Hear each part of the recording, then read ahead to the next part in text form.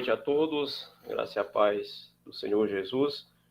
Eu queria dizer, antes de tudo, que para mim é uma satisfação, é um prazer enorme poder contribuir com o nosso sínodo e dizer que esse momento para nós é muito prazeroso, porque, principalmente entendendo que esse tema é relevante demais, importante demais e que precisa ser abordado sempre. Então, eu queria agradecer aos amados irmãos que nos deram essa oportunidade, agradecer, acima de tudo, ao nosso Deus, e eu espero que aquilo que for feito e dito aqui nessa noite venha edificar a nossa vida como igreja e que o Senhor nos abençoe nesse momento. Queridos, pelo que eu acompanhei e pelo que o Marinho me passou, os outros leitores, eles já falaram, inclusive, de forma exaustiva e muito precisa, do GTSI. São os nossos padrões para os departamentos, para o funcionamento dos nossos departamentos. Então, nessa noite, eu quero me deter especificamente numa palavra, em uma fala direcionada, voltada para os nossos símbolos de fé, que também é proposta e intenção aqui dos organizadores dessa série. Então, queria me deter nessa questão, nesse aspecto, e como falei, espero muito que o Senhor edifique os nossos corações e nos ensine muitas coisas nessa noite. E eu queria começar a minha fala aqui trazendo para vocês apenas um versículo que se encontra lá no livro de Juízes, capítulo 21, versículo 25. Quero deixar para a nossa meditação, desde já, esse versículo. Eu não pretendo expor o texto, pois o meu propósito, como já falei, é me deter acerca dos nossos símbolos de fé. E, claro, a gente não vai conseguir expor aqui algum tópico da confissão de fé, porque isso também não é o propósito, mas pretendemos trazer uma visão panorâmica dos nossos símbolos de fé, para que, através disso, quem sabe, aquelas pessoas que ainda não conhecem ou não se despertaram para estudar esses documentos profundamente, possam assim fazer. O livro de Juízes, capítulo 21, versículo 25, ele diz assim para a gente: naqueles dias não havia rei em Israel, e cada um fazia o que achava mais reto. Esse texto me faz lembrar que nós vivemos uma fase, nós vivemos um tempo que talvez seja, de todas as épocas, essa época seja a que mais apresenta diversidade na nossa imagem, no nosso governo e na nossa existência como igreja. As igrejas presbiterianas, elas diferem de região para região, elas são distintas em vários aspectos, na forma de governo, na forma de culto, ou seja, na maneira como a liturgia do culto é conduzida, na forma como as pessoas olham para a vida secular. Às vezes nós encontramos, pasmem, irmãos na igreja presbiteriana que até faz uma distinção entre a vida secular, ou a vida profana, e a vida espiritual. E dessa forma eles se comportam como se fossem duas pessoas numa só, como se tivesse duas vidas numa só. Então nós vivemos eu diria até que uma perda de identidade na nossa igreja, embora isso tenha sido resgatado nos últimos anos, por parte de trabalhos como esse, por meio de trabalhos como esse, melhor dizendo, por meio de ministros que se preocupam com esse aspecto, mas o fato é que não há como negar que a gente, como falei, a gente tem igrejas diferentes umas das outras, dependendo da região onde elas se encontram. E eu queria, nessa noite, chamar a nossa atenção exatamente para esse aspecto. E eu queria refletir sobre a seguinte questão: se nós temos os nossos padrões de fé, os nossos símbolos de fé, por que as nossas igrejas não são iguais? Pelo menos na sua liturgia, pelo menos na maneira como ela deve adorar a Deus. Por que essas igrejas não são iguais? Eu acredito que isso passa muito pela falta de conhecimento, tanto de alguns ministros, como também dos membros da igreja, né? E é fácil você concluir que se o ministro não conhece os nossos símbolos de fé, automaticamente ele não vai conduzir a igreja bem. E automaticamente os membros dessa igreja também não vão andar bem. Por falar em andar, eu me lembro aqui de uma cena que é extraída de uma das obras mais impressionantes e uma das obras mais belas que eu já li, uma das mais ricas também, que é Alice no País das Maravilhas, aquela cena onde Alice se encontra com o gato, aquele personagem tão marcante naquela obra, e ela pergunta para o gato se ele pode indicar para ela o caminho. E o gato, educadamente, pergunta para ela, né, para onde ela está indo, onde ela quer chegar. Ela diz, eu não sei, eu estou perdida. Aí ele responde de forma muito sábia e específica, dizendo o seguinte para ela, se você não sabe para onde ir, então qualquer caminho serve. Eu acredito que nós temos vivido e encontrado, como falei no início, essa realidade. Muitas pessoas em nossas igrejas não sabem para onde ir. Por isso há uma diversidade no governo, há uma diversidade na forma de adoração a Deus, há uma diversidade em relação a diversos pensamentos que a igreja deveria ser única e que a igreja deveria pensar de forma única. Mas o fato é que isso não é uma realidade, infelizmente. Então, eu queria apresentar para os irmãos nessa noite, falando dos nossos símbolos de fé, os seguintes esboço. Em primeiro lugar, eu queria responder a pergunta, né? O que são os símbolos de fé?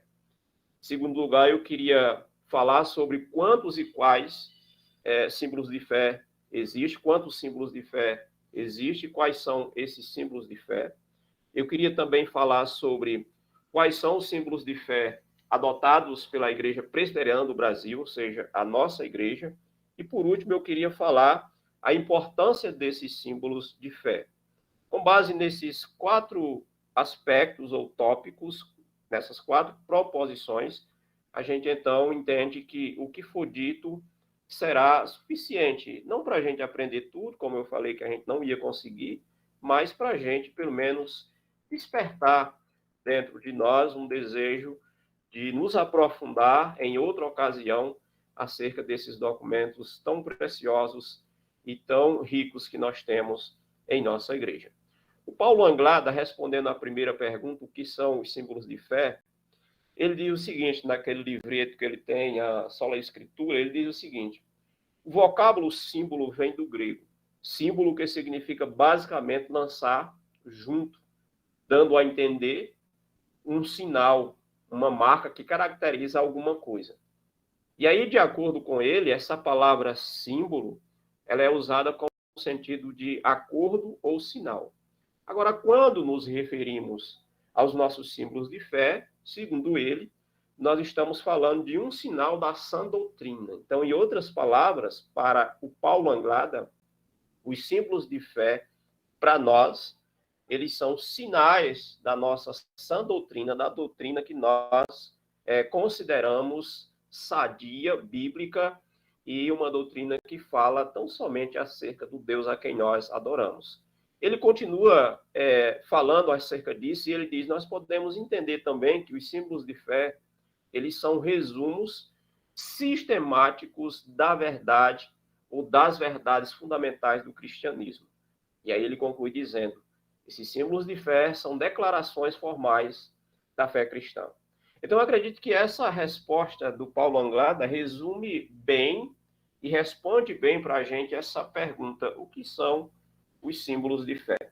Por que é importante a gente se apegar a respostas e falas como essas? Ora, porque nós sabemos que tem muitas pessoas que, quando ouvem falar dessa expressão símbolos de fé, né, elas não sabem, elas não têm a mínima ideia do que se trata.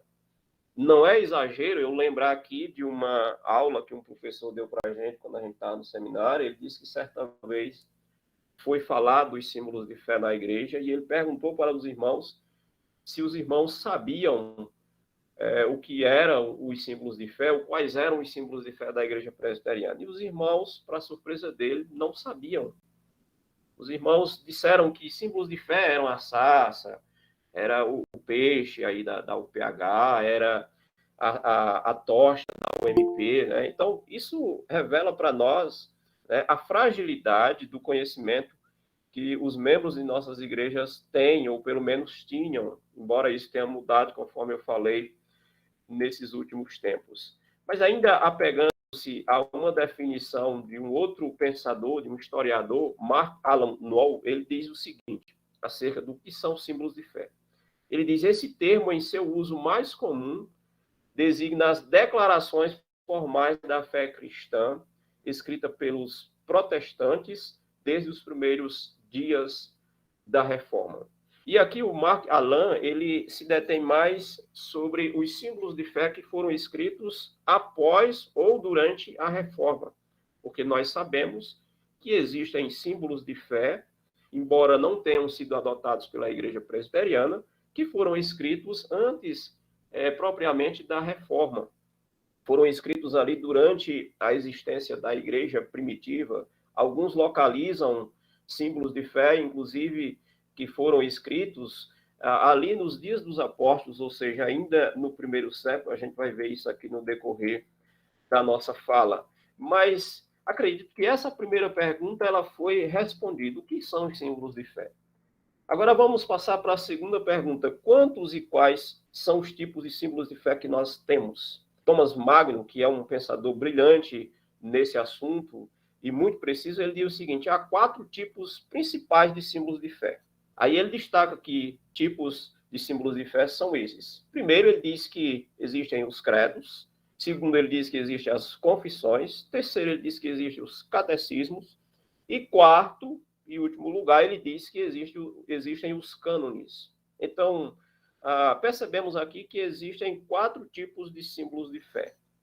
Credos, confissões, catecismos e cânones. Nós temos conhecimento, pelo menos alguns ministros, ou a maioria dos ministros, pelo menos deveriam ter conhecimento de todos esses símbolos de fé, embora não saibam de tudo que eles dizem, mas têm uma visão panorâmica do que se encontram registrado nesses símbolos de fé. Então, credos, confissões de fé, catecismos e cânones são os tipos de símbolos de fé que nós encontramos dentro da igreja, né, ao longo de sua existência. E aí é fácil de memorizar, porque esses símbolos de fé, todos eles, não sei se vocês perceberam, mas começam com a letra C. E aí é fácil de memorizar, né? Agora, nós vamos definir cada um desses símbolos de fé. Credos, por exemplo. O que significa? O que são credos? Nós podemos dizer que os credos são declarações de fé de uma forma resumida. Os mais antigos símbolos de fé, e aí eu poderia destacar aqui como credos, por exemplo, o credo dos apóstolos. O credo dos apóstolos, alguns localizam a sua escrita exatamente ali no primeiro século. E muitos vão dizer que esse documento foi escrito pelos próprios apóstolos. Alguns ousam a ser mais criativos e mais incisivos nisso, e dizem até que cada um dos apóstolos escreveu um dos artigos desse credo apostólico. Mas é importante que os irmãos tenham conhecimento da existência desse documento, não só isso, mas tenham curiosidade, tenham interesse de aprender e decorar esse documento, porque é um resumo da nossa fé, daquilo que nós cremos acerca da nossa divindade. Existe também o credo niceno. Esse credo niceno ele foi escrito em 325 depois de Cristo, como nós sabemos, para resolver aquela discórdia que existiu em relação à pessoa de Cristo, né, acerca das suas duas naturezas.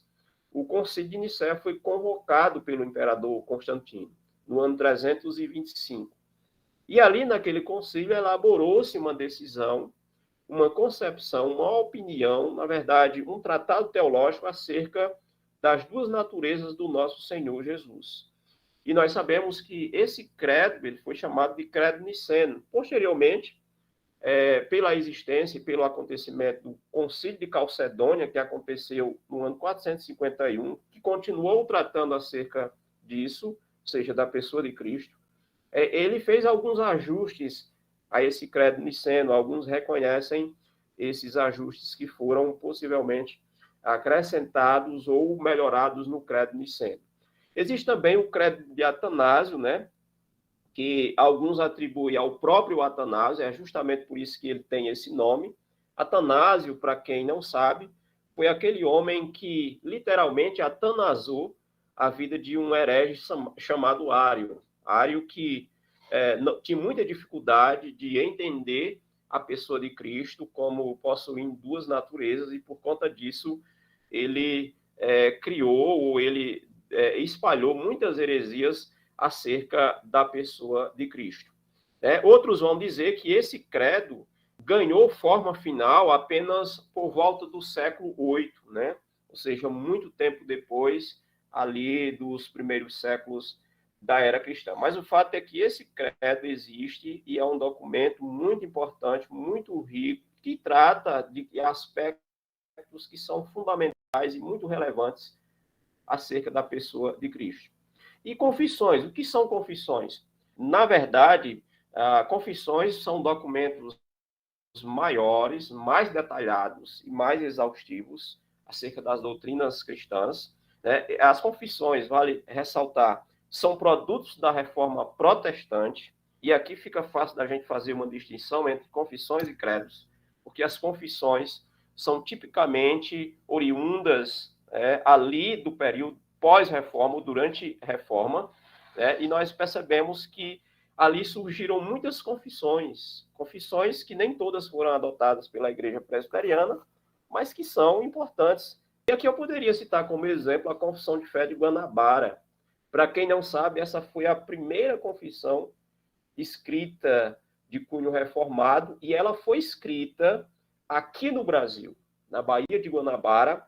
Ela foi escrita por aqueles homens que foram enviados por Calvino aqui para o nosso Brasil, para não só colonizar aquele contexto da Baía de Guanabara no Rio de Janeiro, mas também para ensinar para os colonos, para as pessoas que ali estavam, a fé reformada. Esses homens foram enviados por Calvino. Esses homens eram conhecidos na Europa como huguenotes, né, que era um termo pejorativo atribuído aos seguidores de Calvino, aos seguidores da Reforma Protestante. Essa confissão ela foi escrita exatamente no ano de 1558, veja só. E essa confissão ela foi escrita às pressas, porque foi escrita por aqueles homens que foram condenados à morte, foram condenados ao martírio, exatamente pela maneira como eles defendiam a Bíblia e a fé reformada. O assunto que mais gerou discussão entre eles e seus oponentes, Vilagagnon, que era o principal oponente deles, foi exatamente o assunto em relação à ceia do Senhor. Havia muitas divergências entre os huguenotes e o Vilagagnon, que era o chefe da colônia, e por conta disso e outros assuntos, esses homens foram condenados à morte. Só que antes deles serem executados, eles foram obrigados a fazer uma confissão retratando nesse documento o que eles criam. E é um documento muito precioso, muito rico em conteúdo. Se os irmãos puderem pesquisar depois, ler e estudar, eu super recomendo, porque certamente é um documento muito próximo das Escrituras. Nós percebemos também que surgiu durante a história a confissão de fé chamada Confissão de Fé belga. Ela possui 37 artigos. Ela foi escrita em 1561 por um homem chamado Guido de Brès. E Guido de Brès também, a exemplo daqueles que foram executados na Baía de Guanabara, ele também sofreu martírio. Ele foi perseguido e morto. Só que antes de sofrer martírio, ele escreveu essa confissão de fé. Nós também percebemos que existe a nossa confissão de fé de Westminster. Ela é composta por 35 capítulos e, como todos acredito já sabem, ela foi escrita ali por volta do ano 1643 a 1648, que é exatamente o período em que acontece a Assembleia de Westminster. A Assembleia de Westminster, ela produziu não só a confissão de fé, mas ela produziu os catecismos, o maior e o breve, como também também produzir o diretório de culto. Os 3 primeiros são os documentos que são adotados por nossa igreja como símbolos de fé, né? Observe, portanto, né, que essas confissões elas têm uma história. Observem que elas foram escritas por meio também de muito sofrimento, né? Claro que por meio de tudo isso, Deus estava usando esses homens, por meio do sofrimento, da perseguição, do martírio que muitos deles posteriormente sofreram, e graças ao nosso Deus, antes desses homens morrerem, esses documentos ficaram escritos para que a gente pudesse se guiar, né? Claro, pelas escrituras e também por eles, que são documentos que possuem muita autoridade. Claro que não se iguala às escrituras, né? São infalíveis, mas são documentos preciosos. E aí nós percebemos que a Confissão de Fé, com 35 capítulos, tem muito conteúdo e que, se a gente for estudar, talvez a gente passe a vida toda e a gente não aprenda tudo que está registrado ali, né? Agora, vamos destacar aqui, né, ou vamos definir o que são catecismos. Nós podemos afirmar que catecismos são resumos da fé cristã. Eles são estruturados em forma de perguntas e respostas muito objetivas. E o propósito dessas perguntas e respostas é facilitar a questão didática, né? É uma ferramenta fundamental para o ensino da igreja. E esses documentos eles foram muito utilizados durante a existência da igreja. E aí nós poderíamos usar como exemplos, né, alguns catecismos que surgiram na história. Por exemplo, o Catecismo de Heidelberg. Esse documento ele foi escrito em 1563 por Zacarias Ursinus, né, e Gaspar Oliviano, por esses 2 homens piedosos que defendiam a fé cristã, a fé reformada. Nós também podemos encontrar na história o Catecismo de Westminster, como eu falei, foi escrito ali na Assembleia de Westminster, por volta do ano 1643 a 1648, e ainda nós podemos encontrar o Catecismo de Genebra. Esses documentos todos são documentos fiéis às Escrituras. Esse Catecismo de Genebra ele foi escrito por Calvino entre o ano de 1537 a 1542. Como nós sabemos, 1542 possivelmente foi o ano em que Calvino voltou para Genebra, depois de ter passado 3 anos na cidade de Estrasburgo, e quando ele volta, ele complementa o Catecismo de Genebra que ele havia iniciado e não havia terminado no ano de 1537. E aí nós temos também os cânones, né? O que são cânones? Eu poderia dizer que cânones são decisões oficiais de concílios em relação às doutrinas ou em relação a algumas doutrinas específicas. Poderíamos citar como exemplo os cânones de Dort. Como nós sabemos, os cânones de Dort foram decisões que foram tomadas naquele sínodo, e que aconteceu em 1618 a 1619. E aí eu queria responder a terceira pergunta. Quais são os símbolos de fé adotados pela Igreja Presbiteriana do Brasil? Eu poderia dizer aqui que talvez essa seja a pergunta mais fácil de responder a essa altura, porque eu já até dei essa informação, mas eu queria ressaltar, eu queria destacar isso mais uma vez. Os símbolos de fé adotados pela Igreja Presbiteriana, embora todos esses que eu mencionei sejam importantes, queria dizer que os documentos adotados pela Igreja Presbiteriana como símbolos de fé é a Confissão de Fé de Westminster, com seus 35 temas ou capítulos, o Catecismo Maior de Westminster, que retratam ou que abordam esses 35 temas da confissão em forma de perguntas e respostas.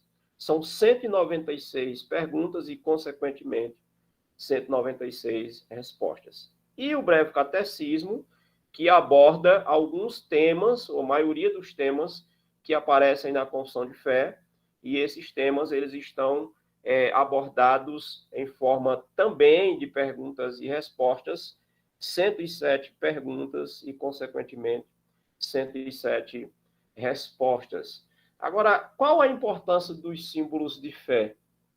para a nossa igreja, para a nossa vida como cristão.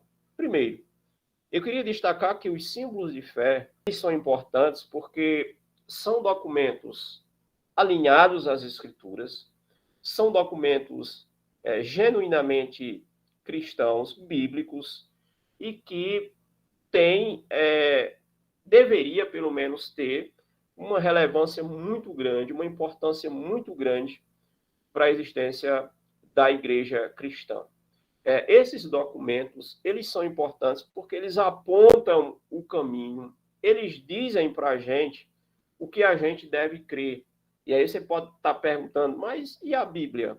Ela não é suficiente? Claro, a Bíblia é suficiente. Mas o fato é que a Bíblia ela não está explicada como nós encontramos aqui nesses documentos, uma explicação muito precisa. Digamos que esses documentos são explicações e comentários daquilo que está nas Escrituras. As Escrituras, muitas vezes, nós temos dificuldade de entendê-las. Não porque elas tenham defeito, não porque a Bíblia é defeituosa, não porque os autores bíblicos não foram eficientes, mas porque nós temos nossas limitações. Além disso, nós estamos há vários distanciamentos desses documentos que são chamados, que formam as Escrituras. Os livros da Bíblia, nós nos distanciamos deles em muitos aspectos. Né? Existe o distanciamento histórico, existe o distanciamento linguístico, existe o distanciamento cultural, existe o distanciamento contextual, enfim, são vários distanciamentos. São várias coisas que nos separam do texto bíblico. E a gente muitas vezes vai cair em um desses distanciamentos, por conta da nossa limitação, não por conta do texto bíblico em si. Então, digamos que os símbolos de fé, eles são importantes, porque quando a gente lê um texto nas Escrituras, se depara com um assunto ou com uma doutrina que a gente não entende, então é hora da gente recorrer aos nossos símbolos de fé. O que a igreja presbiteriana pensa acerca desse assunto? O que a igreja presbiteriana ensina acerca desse assunto? É hora de recorrer aos símbolos de fé e ver o que eles dizem para a gente. Então, essa é a razão, ou essas são as razões pelas quais os nossos símbolos de fé são importantes. Eles vão tratar, inclusive, acerca do culto ao Senhor, do dia do Senhor. Isso está lá no capítulo 21 da nossa confissão de fé. Quer saber o que as Escrituras dizem acerca do dia do Senhor? E aí, de repente, não tem muita coisa acerca disso na Escritura, ou nós não conseguimos entender? Vamos lá para o capítulo 21 da nossa confissão de fé. E lá a gente vai conseguir assimilar o que os nossos antepassados pensaram acerca disso. E aí, com certeza, a partir do momento que eu me debruçar, que eu parar para ler esse capítulo 21, certamente nunca mais eu vou olhar para o domingo, que é o dia do Senhor no nosso caso, da mesma forma que eu olhava antes. E eu digo isso por experiência própria. Meus irmãos, eu passei vários anos na igreja, até mesmo depois de pastor, profanando o dia do Senhor, porque ainda não tinha parado para ler com atenção e para dar a devida importância a esse capítulo 21 da nossa confissão de fé. Foi quando eu parei e, ao estudar esse capítulo 21 da confissão de fé, eu percebi o quanto eu tinha profanado o dia do Senhor, ainda que de forma involuntária, ainda que de forma inconsciente. Outra coisa que a gente precisa saber também acerca desses símbolos de fé. Por que eles são importantes? Porque eles não só falam acerca disso que eu falei, mas eles falam acerca, por exemplo, de política. O que nós devemos fazer em época de política? Qual deve ser a posição do cristão em relação à política? Nós vamos encontrar a resposta para isso no capítulo 23 da nossa confissão de fé. Se vocês pararem para ler esse capítulo 23 e estudar, vocês vão perceber como nós olhamos para a política de uma forma muito errada. E eu estou falando aqui da política, não da politicagem em si, porque a politicagem, talvez, dentro da igreja, pelo menos em relação aos cristãos, em relação a nós, ela acontece exatamente porque nós não entendemos o que é política. Nós não fazemos uso dos documentos que nós temos e que foram escritos com tanto trabalho, com tanto sacrifício. Homens morreram para que esses documentos fossem produzidos e a gente simplesmente banaliza e não dá importância para eles e age como a gente acha que é o certo. Como o povo de Israel agia nos dias do livro de Juízes. Cada um fazia aquilo que bem entendia e achava melhor. Outra coisa que eu preciso entender, né? O que a confissão de fé fala acerca de casamento? O que os nossos símbolos de fé tratam acerca dessa questão? Nós vivemos dias em que as pessoas têm banalizado o matrimônio, que é o casamento. As pessoas se casam com muita facilidade, mas se separam com uma facilidade maior ainda. E não só isso, elas se casam novamente numa facilidade maior ainda, porque para divorciar uma segunda ou uma terceira vez é muito fácil. Para quem já passou por isso a primeira vez. Por que isso acontece? Por falta de conhecimento das Escrituras e por falta de conhecimento dos nossos símbolos de fé. Mas se você quer ter conhecimento, se você quer saber o que a Igreja Presbiteriana pensou ao longo de sua história acerca do casamento, leia o capítulo 24 da nossa Confissão de Fé. E lá nós temos a fala e a opinião desses homens que formaram a Igreja Presbiteriana, ou que fizeram parte da Igreja Presbiteriana ao longo de sua história. Vou citar um exemplo aqui que nós vivenciamos e ainda estamos vivenciando nesses últimos tempos, que é a questão da mulher na Igreja Presbiteriana. 2 resoluções ou 3 resoluções do Supremo Conselho geraram muito burburinho na Igreja Presbiteriana por conta daquelas decisões que foram conservadoras, vale ressaltar, em relação às mulheres. E muitos acharam que as mulheres foram desprezadas, que as mulheres foram desrespeitadas, que elas foram tratadas de uma maneira que não deveriam ser tratadas. E aí, eu acredito que poucos foram consultar os nossos símbolos de fé. Poucos foram estudar o que os nossos símbolos de fé dizem a respeito disso. Mas se você quer saber, leia, por exemplo, a pergunta 158 do Catecismo. E você vai saber ali quem deve pregar na igreja, quem deve ensinar.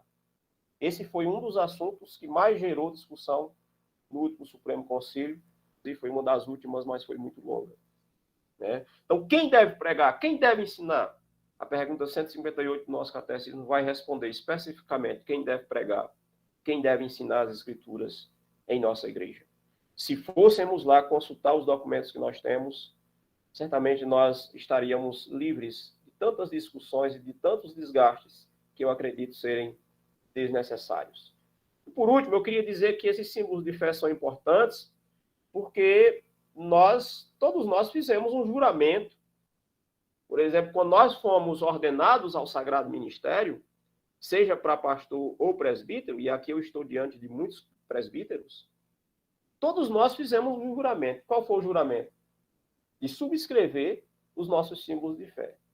E de sermos fiéis a eles. De seguirmos o que eles dizem, o que eles ensinam. Mas esse juramento, muitas vezes, depois que nós fazemos, esquecemos de cumpri-los. Esquecemos de obedecer. O que é extremamente grave. Porque nós fizemos um juramento na presença dos nossos líderes, na presença do nosso Deus e na presença da nossa igreja. Nós falamos que seríamos fiéis e que estaríamos observando o que está registrado nesses documentos. Agora, esses documentos são importantes também porque agora, acredito que vocês já têm essa informação, outros preletores talvez já tenham falado isso, esse juramento que era exigido antes dos ministros, agora também é exigido daquele membro que pretende se tornar integrante da Igreja Presbiteriana do Brasil. A resolução de número 16 do nosso último Supremo Concílio fala da importância desse juramento ser estendido e ser exigido também àqueles que vão se tornar membros de nossa igreja a partir de agora. E eu achei essa decisão muito sábia, porque não adianta nada a gente, como ministro, subscrever os nossos símbolos de fé, mas, de repente, os membros de nossa igreja, nossas ovelhas, não subscrevem Primeiro, porque não tem esse compromisso, porque não fizeram juramento nenhum. Segundo, às vezes, porque não conhecem. Agora, eles terão a obrigação não só de conhecer, mas eles terão a obrigação também de serem fiéis a esses símbolos de fé, ao que eles ensinam. Então, é por isso e por várias outras razões que a gente certamente não teria tempo suficiente para elencar aqui, que nós devemos dar importância aos nossos símbolos de fé. Os nossos símbolos de fé, meus irmãos, eu queria concluir dizendo o seguinte: eles têm sido muito banalizados. E é claro que, para aquele que banaliza as Escrituras, banalizar os nossos símbolos de fé é só uma questão mais simples. E realmente isso é uma realidade em nossas igrejas. Eu diria que não só os membros de nossas igrejas não conhecem os nossos símbolos de fé, não sabem da importância que eles têm, mas também muitos ministros, muitos daqueles que foram ordenados ao sagrado ministério, não conhecem os nossos símbolos de fé. Eles desconhecem, alguns que conhecem negligenciam, e cada um faz aquilo que acha melhor fazer, aquilo que acha que é certo. E isso é muito preocupante. Porque não faz sentido, meus irmãos, eu ser membro de uma igreja presbiteriana do Brasil e não seguir o que ela diz. Se eu não quero seguir o que ela diz, se eu não quero seguir o que ela crê por meio dos seus símbolos de fé, então eu preciso ser coerente com o que eu creio. Eu preciso ser coerente e eu preciso pedir para sair dela. Vou para outra igreja com a qual eu me identifico, com aquela que tiver uma doutrina que eu acredito que é mais acessível às Escrituras, já que eu entendo que os símbolos de fé da minha igreja não são. E é claro, esse não é o meu caso, estou dando só um exemplo. Então, que os irmãos, nessa noite, saiam daqui desafiados. Acredito que durante essas palestras, cada preleitor, vocês foram desafiados a buscar conhecimento, não só do nosso guia, no caso, as sociedades internas, mas também dos nossos símbolos de fé. E queria que a minha fala de hoje fosse só mais um aspecto de motivação para que essa busca, para que esse interesse por esses documentos seja mais intensificado ainda, seja reforçado. Essa é a minha fala. Agradeço desde já aos nossos amados irmãos e eu queria facultar a palavra para cada um. Caso tenha alguma pergunta, eu estarei à disposição.